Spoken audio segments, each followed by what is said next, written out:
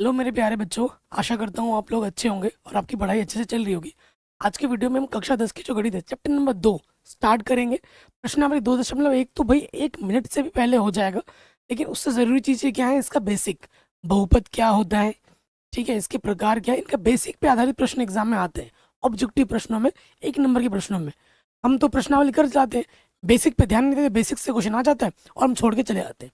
ठीक है, ये चैप्टर आपने कक्षा 9 में भी पढ़ा होगा, 10 में फिर से रिपीट हो गया है। तो बहुत इजी चैप्टर है और आसान चैप्टर है।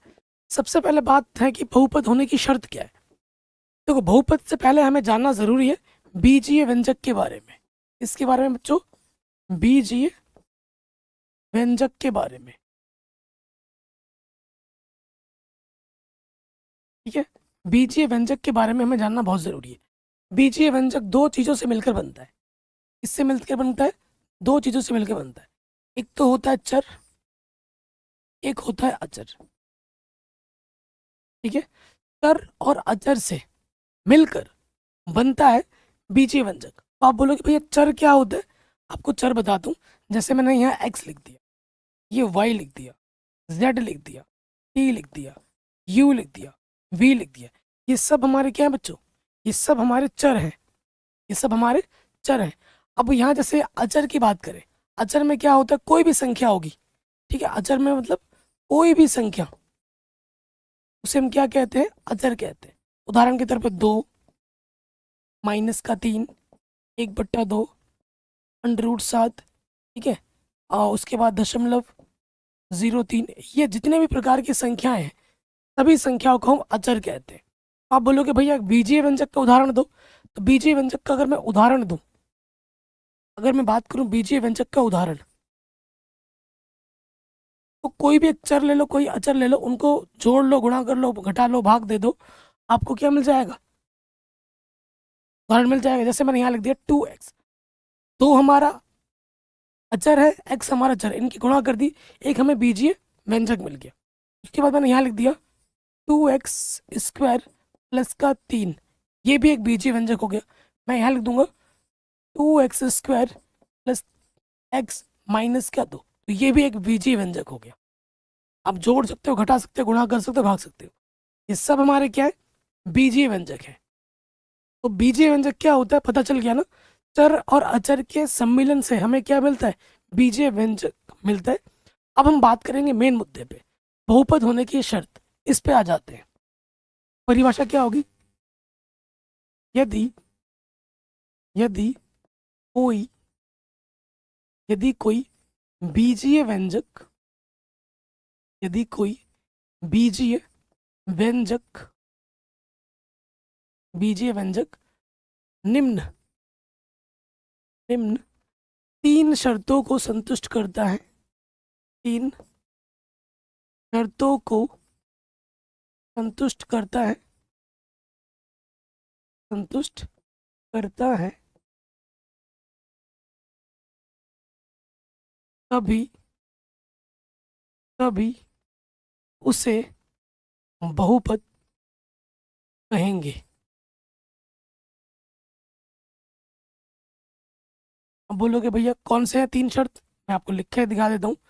नंबर 1, नंबर 2, नंबर 3, ठीक है।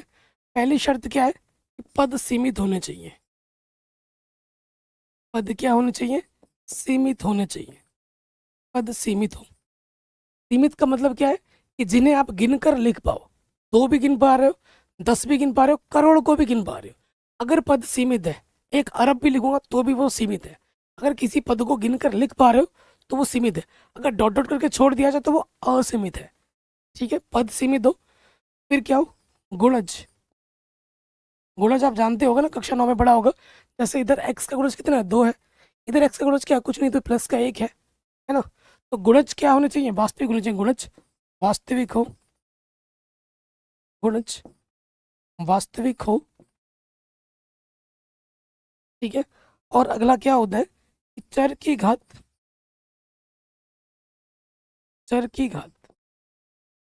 पूर्ण संख्या हो। चर की घात क्या हो दोस्त? पूर्ण संख्या हो।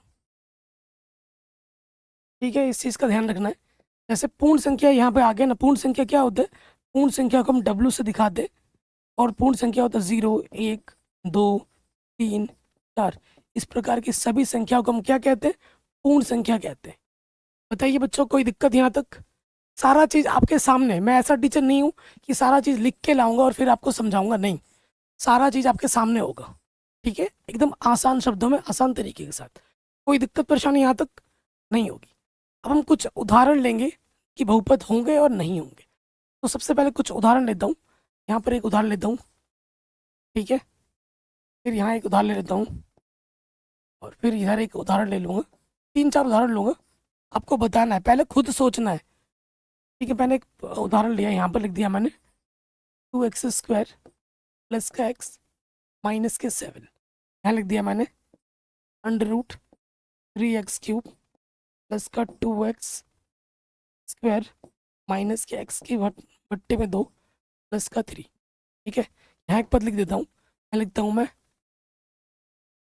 x प्लस 3 लिख दिया, और यहाँ लिख देता हूँ 2 के बट्टे में x प्लस 3। 2-4 उदाहरण मैंने आपके सामने रखे। अब आपको बताना है कि ये बहुपद है या नहीं है। सबसे पहले प्रॉपर्टी क्या कहती है? पद सीमित होने चाहिए, 1, 2, 3। तो पद सीमित है, देखो भाई, पद सीमित है, ठीक है। पहली प्रॉपर्टी इसने हाँ कर दी। ये देखो गुणज, गुणज क्या होते हैं? गुणज क्या होते हैं देखिए, स्क्वायर का गुणज 2 है, एक्स का गुणज कुछ नहीं तो 1, और ये है। तो अगर हम गुणज की बात करें, हमारे गुणज कौन कौन से? गुणज हमारे हैं 2, एक्स का गुणज कुछ नहीं तो 1, और ये क्या है? माइनस के साथ। ये सब क्या है? वास्तविक संख्या है। सब क्या है बच्चों? वास्तविक संख्या है, ठीक है, ठीक है। ये हमारी क्या है? वास्तविक संख्या है। गुणज वास्तविक संख्या हो,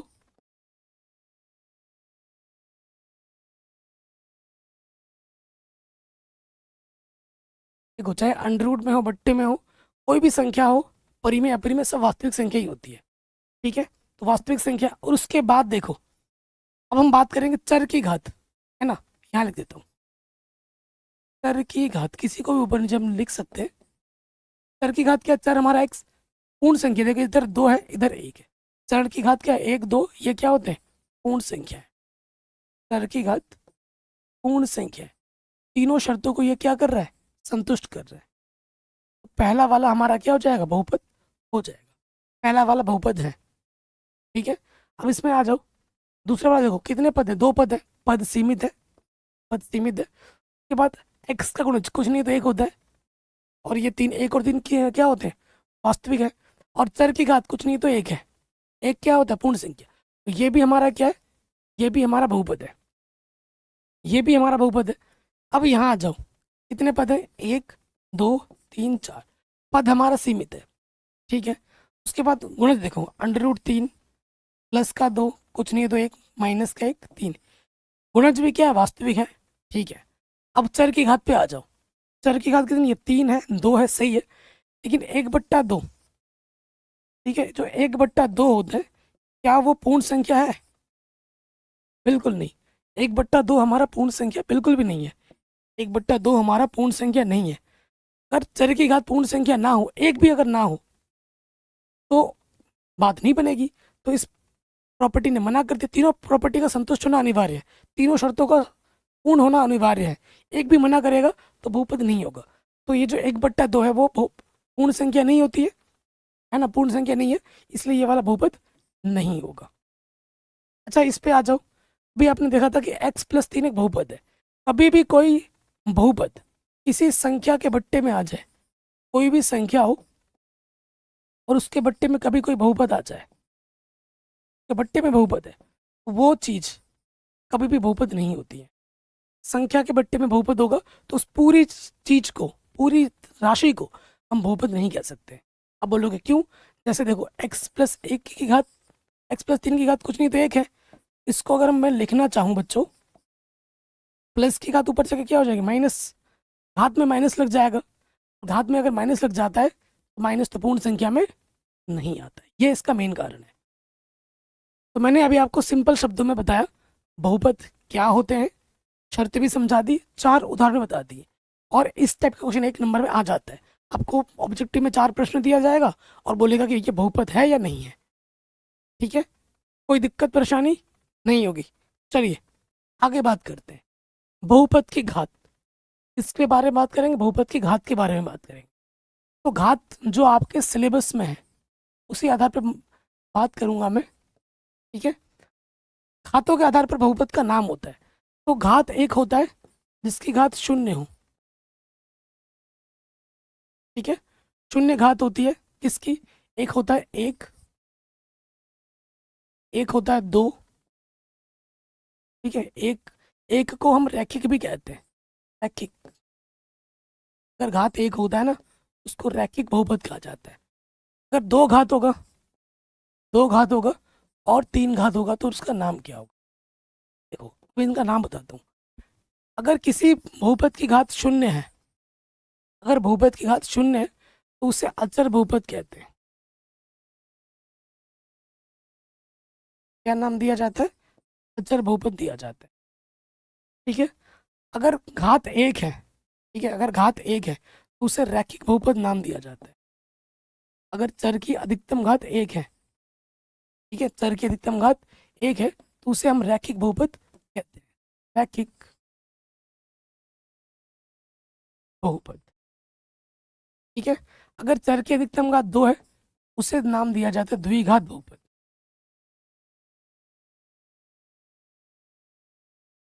उसे नाम क्या दिया जाता है? द्विघात बहुपद। और अगर घात 3 होगा उसको नाम क्या दिया जाएगा? त्रिघात बहुपद। उसको नाम क्या दिया जाएगा? त्रिघात बहुपद दिया जाएगा। ठीक, यहाँ तक कोई दिक्कत परेशानी नहीं होगी। और एक चीज नोट बताऊंगा थोड़ी देर बाद, जितने घात होते हैं अधिकतम शून्य उतने ही होते हैं। जितने घात उतने शून्य ये दिमाग में हमेशा रखिएगा। अचर बहुपद के उदाहरण में देता हूँ, सबका एक उदाहरण दे देता हूँ। अचर बहुपद कोई भी संख्या होगी शून्य को छोड़कर। शून्य क्या है? शून्य को शून्य, अगर कोई संख्या शून्य लिखा हो ना उसे हम क्या कहते हैं? शून्य बहुपद कहते हैं। शून्य को शून्य बहुपद कहा जाता है। और शून्य बहुपद की जो घात होती है वो अपरिभाषित होती है। क्या होती है बच्चों? अपरिभाषित। ठीक है, कोई दिक्कत परेशानी यहाँ तक नहीं होगी। ओके, अचर बहुपद में उदाहरण में देता हूँ। जैसे कोई भी संख्या 2 लिख दिया, √3 लिख दिया, 1/2 लिख दिया, 7 लिख दिया, है ना, कोई भी संख्या लिख दो। जैसे यहाँ पर 0.03 लिख दिया। तो ये सभी क्या है? अचर बहुपद है। और इन सबकी घात कितनी है? एक है, एग्जाम में आता है। रैखिक बहुपद का उदाहरण देता हूँ। जैसे मैंने यहाँ लिख दिया x-7। यहाँ x की अधिकतम घात कितनी है? एक है। जब घात में कुछ भी ना हो तो घात एक होती है।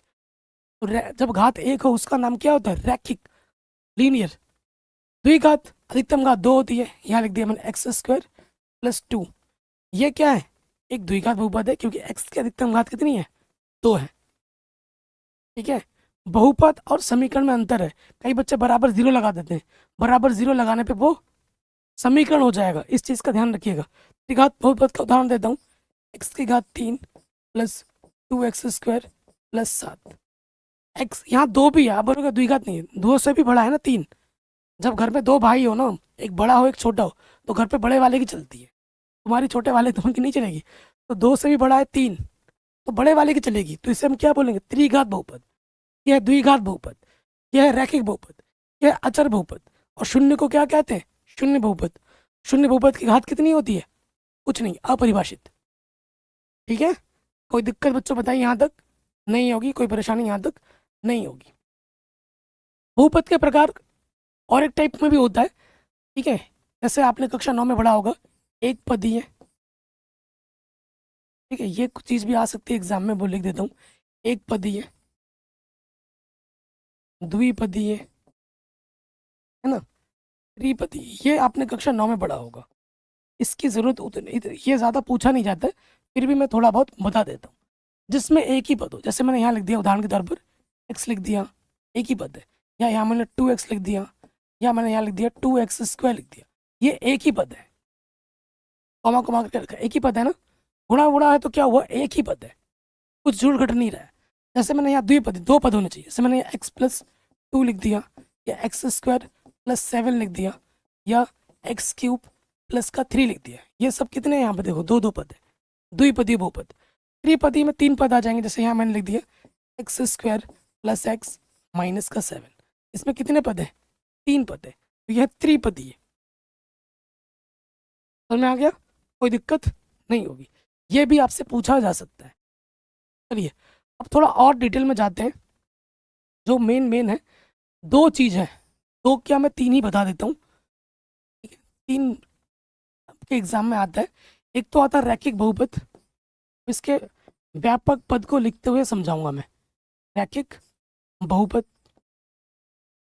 रैखिक बहुपद, अगर मैं इसके व्यापक पद की बात करूं, व्यापक रूप में आता है ना, इसका व्यापक रूप कैसे होता है, इसका व्यापक रूप होता है ए एक्स प्लस बी, ठीक है, ए एक्स प्लस बी, जहाँ इस ए का मान, एक्स के गुणज का मान कभी 0 नहीं होगा। अगर 0 होगा तो ये एक्स गायब हो जाएगा ना। रैखिक बहुपद क्यों है, क्योंकि एक्स की घात 1 है, जब घात में कुछ नहीं होता है तो 1 होता है, तो ये इसका व्यापक रूप है, ठीक है। फिर आ जाओ,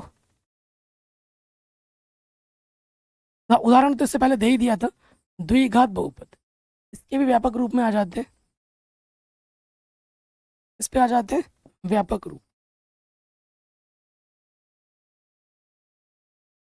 द्विघात बहुपद का जो व्यापक रूप होता है वो होता है a x square plus b x plus c, ठीक है, जहाँ एक्स स्क्वायर का जो गुणज होगा वो कभी 0 नहीं हो सकता। एक्स का गुणज क्या है, यहाँ पर ए है, ये 0 नहीं हो सकता। ए बी सी क्या होते हैं, अचर पद, ठीक है। फिर आपका आ जाता है त्रिघात बहुपद, त्रिघात बहुपद का व्यापक रूप a x cube b x square plus c x plus d, जहाँ एक्स की घात 3 जो है उसका जो गुणज है वो कभी 0 नहीं हो सकता।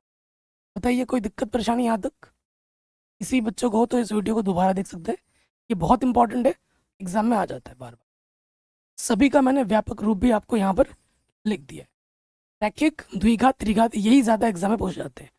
नोट कर लीजिए यहाँ पर एक चीज़, ठीक है, नोट कर लीजिए। नोट क्या करना है, नोट ये करना है कि जितने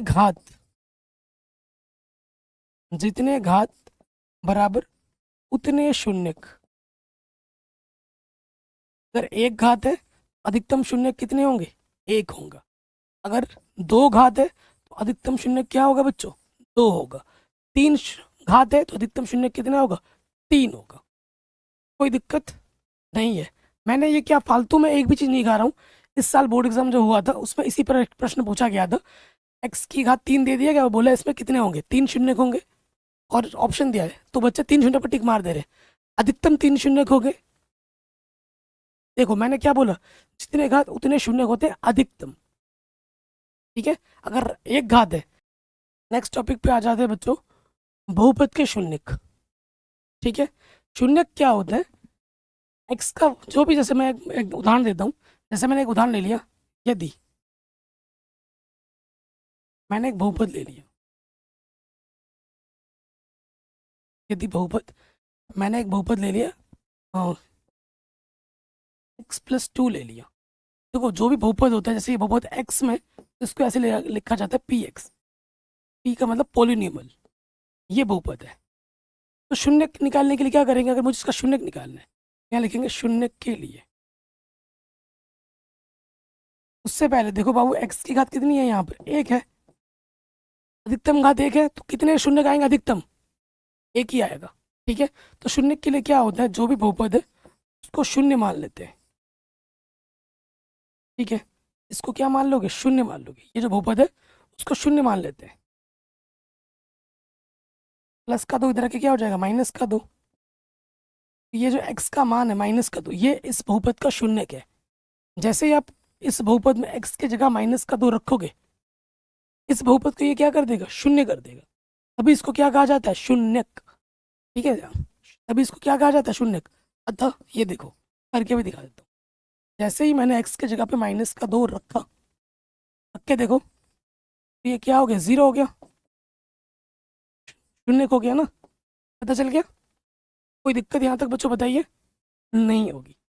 जैसे मैं और एक एग्जाम्पल लेता हूँ, जैसे मैंने एक बहुपद ले लिया,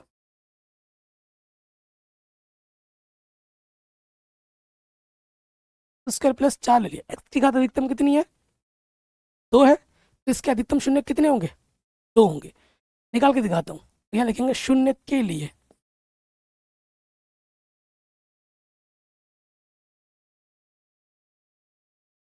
शून्य के लिए क्या करते हैं, जो भी हमारा बहुपद है उसको 0 के बराबर रखते हैं, स्क्वायर, यहाँ पर प्लस नहीं माइनस का 4 लिखना, ठीक है, -4 लिखना, ठीक है। तो हमारे पास क्या है, स्क्वायर, -4 को हम 0 के बराबर लिख लेंगे, माइनस के 4 इधर क्या आ जाएगा, प्लस का 4, तो यहाँ निकालोगे वर्गमूल 4 का, x का मान आ जाएगा +-4 का वर्गमूल कितना होता है, तो यहाँ मुझे x के 2 मान मिले। एक तो x का मान मुझे मिला +2, एक शून्य ये हो गया, एक x का मान मुझे मिला -2, तो ये x के 2 मान मिल गए, 2 शून्य मिल गए। अब बोलेगा आप भैया करके दिखाओ, तो देखो, क्योंकि अगर मैं x के जगह पे 2 रखता हूँ इस बहुपद में, और एक बार x के जगह पर -2 रखता हूँ, तो क्या आता है, देखो x के जगह पे 2 रखते हैं, 2 दूनी 4, 4 में से 4 घटाया मैंने 0, शून्य बना रहा है, बिल्कुल शून्य बना रहा है। अब मुझे क्या करना है, x के जगह पर -2 रखना है, रखो यहाँ पर, x की जगह पे -2 रख दिया मैंने। माइनस का वर्ग क्या होता है, प्लस होता है, माइनस को अगर 2 बार गुणा करोगे, माइनस गुणा माइनस क्या होता है, प्लस, तो वर्ग करने में वो प्लस हो जाता है। 4 में 4 घटा क्या आ गया, शून्य आ गया। ये दोनों है, x का मान 2 रखने पर, x का मान -2 रखने पर इसको क्या बना रहे हैं, शून्य बना रहे हैं, शून्यक बना रहे हैं। तो ये क्या है, इनके शून्यक है, तो शून्यक का कॉन्सेप्ट समझ में आ गया। चलिए, अब इसमें मुझे एक नोट आपको और लिखवाना था, ठीक है, एक नोट आपको और लिखवाना था, नोट लिख लीजिए, एग्जाम में आता है, इस नोट को इस यहाँ लिख देते हैं, नोट एग्जाम में आता है, द्विघात बहुपद के ग्राफ का नाम, ठीक है, यही आता है एग्जाम में। उसे क्या कहते हैं, परवलय कहते हैं, परवलय अंग्रेजी में क्या बोला जाता है, पैराबोला। पैराबोला के बारे में हम डिटेल में पढ़ेंगे कक्षा 11 में, ठीक है। पैराबोला ऐसा बनता है, ऐसा, ऐसा, ऐसा, या फिर ऐसा, इस आकृति का नाम क्या है, पैराबोला, परवलय। चलिए, प्रश्नावली के प्रश्न अब हम करेंगे, उससे पहले उदाहरण के भी कर लेते हैं, आसान है। मैंने बोला तो प्रश्नावली 1 मिनट में हो जाती है। कह रहे हैं, नीचे देखिए आकृति में ग्राफों को देखिए, प्रत्येक आकृति में y बराबर px, जहाँ px एक बहुपद है का ग्राफ है, ग्राफों से प्रत्येक के लिए px के शून्यकों की संख्या ज्ञात कीजिए। देखो, आपको तो पता ही है कि भैया इधर x अक्ष होता है, इधर x का मान पॉजिटिव, इधर x का मान नेगेटिव, ये हमारा y अक्ष है और ये हमारा केंद्र होता है। क्योंकि px है, x अक्ष में जितने कट पॉइंट होंगे उतने ही शून्यक होंगे, x अक्ष में जितने कट पॉइंट उतने शून्यक, सीधी सी बात है। पहले चित्र में आ जाओ, x अक्ष में कितने कट पॉइंट है, 1, शून्यक होगा 1, कितने कट पॉइंट है, 1, 2, शून्यक होंगे 2। इस आकृति का नाम क्या होगा, इस आकृति का नाम होगा परवलय। यहाँ पे आ जाओ, कितने कट पॉइंट है, 1, 2, 3, 3 है, इस पे कितने शून्यक होंगे, 3 शून्यक होंगे, त्रिघात बहुपद। फिर देखो यहाँ x में कितने कट पॉइंट है, 1, तो इसमें शून्यक है 1, ये हमारा रैखिक बहुपद है। यहाँ पे आ जाओ, यहाँ पर 1 शून्यक है, लेकिन ये क्या है, परवलय है, तो परवलय वो का मतलब ही होता है 2 शून्यक है कम से कम। तो यहाँ पर 1 ही शून्यक है, लेकिन वो 2 बार है, लेकिन आप बोलोगे 1, कितने कट पॉइंट है, 1, एक कट पॉइंट है, एक ही शून्य होगा, लेकिन वो 2 बार है। यहाँ आ जाओ, 1 1 2 3 4, में कितने शून्य के? 4 शून्य के। आराम से हो गया, कोई दिक्कत कोई परेशानी नहीं होगी। और यहाँ से एक क्वेश्चन एग्जाम में आता ही आता है, वो 1 नंबर में आता है, आसान एकदम। अब हम आ जाते हैं कक्षा 10 गणित प्रश्नावली 2.1 हिंदी मीडियम। और ये जो वीडियो वो UP board, Bihar board, MP board, Rajasthan board, Uttarakhand board, Jharkhand board, CBSE board, Haryana board, Chhattisgarh board, सभी बोर्ड्स के लिए इंपॉर्टेंट है, सभी बोर्ड्स के लिए कुल मिला के, क्योंकि एनसीईआरटी है और एनसीईआरटी सभी बोर्ड्स में चलती है। सेम क्वेश्चन है, किसी बहुपद पी एक्स के लिए भाई ग्राफ नीचे दे रखा है, आपको शून्य बताने हैं कितने एक्स एक्स में कितने कट पॉइंट है। एक भी कट पॉइंट है नहीं, तो शून्य कितना होगा? 0। कितने कट पॉइंट है यहाँ पर? 1। शून्य कितना होगा? कितने कट पॉइंट है यहाँ पर? 1 2 3, शून्य होगा 3। कितने कट पॉइंट है यहाँ पर? 1 2, कितने शून्य होंगे? 2। 1 2 3 4 कट पॉइंट, 4 शून्य। 1 2 3, 3 शून्य। कोई दिक्कत दुविधा परेशानी बच्चों बताइए? नहीं होगी। तो इस तरीके से इस छोटे से वीडियो में हमने, प्रश्नावली तो बहुत आसान थी जो कि 1 मिनट में हो गई, लेकिन इसका बेसिक बहुत ज़रूरी था, इसका जो परिचय है वो बहुत ज़रूरी था, जो कि मैंने आपको सारा एकदम मक्खन की तरह समझाया। आशा करता हूँ वीडियो पसंद ज़रूर आई होगी। बाकी मैंने पूरी गणित पढ़ा रखी है, चैनल पर जाके आप देख सकते हैं। प्लीज़ बच्चों इस वीडियो को अपने स्कूल ग्रुप में अपने 5 स्पेशल दोस्तों के साथ ज़रूर शेयर करना, ठीक है। और अगली वीडियो बहुत इंपॉर्टेंट है 2.2, वहाँ से एक क्वेश्चन बड़े नंबर में, 4 नंबर में, एक छोटा क्वेश्चन 1 नंबर में आएगा, ठीक है। बहुत आसान सी प्रश्नावली है। मिलते हैं नए वीडियो में, अपना ख्याल रखिए। बाकी मैंने पूरी गणित ऑलरेडी पढ़ा रखी है, डिस्क्रिप्शन में जाके आप देख सकते हैं। बाकी हमारा एप्लीकेशन आ चुका है, उसे डाउनलोड जरूर कर लें, डिस्क्रिप्शन में लिंक मिल जाएगी। अपना ख्याल रखें, मिलते हैं आपसे नए वीडियो में।